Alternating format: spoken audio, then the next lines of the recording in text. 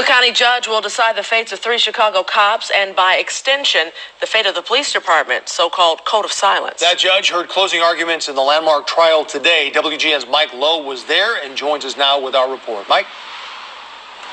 And good evening to both of you. After a 5-day trial, those 3 police officers accused of misconduct are now listening to the closing arguments in a case that could have an impact well beyond Chicago. It boils down to what the defendants wrote on paper in black and white versus what's on video.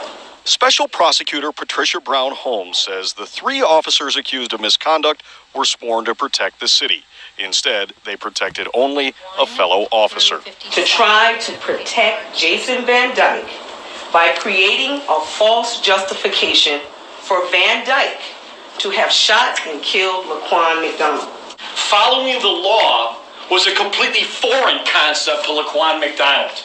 And defense attorney James McKay mounted a closing argument saying the real threat in this trial is the potential of criminalizing police and the way they file their reports.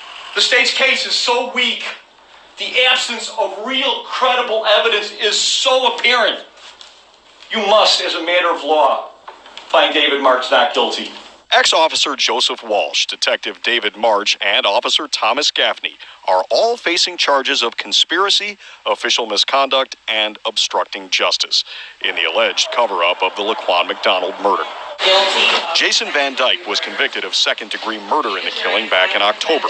Throughout the trial, prosecutors argued that police dashcam video contradicted the officers' official accounts of what happened that night. The broader implication is they adhered to the so-called code of silence, designed to protect police from punishment. In his closing argument, defense attorney James Breen argued that an error is not a crime. But that's not the case. That's not the case at all in this situation. Intentionally filing a false police report is a violation of the public trust. And these closing arguments continue this evening here at the Layton Cook County Criminal Court building. This is a bench trial, so the Cook County judge overseeing this trial could issue her verdict anytime after these closing arguments wrap up. Reporting live this evening from 26th and Cal, Mike Lowe, WGN News.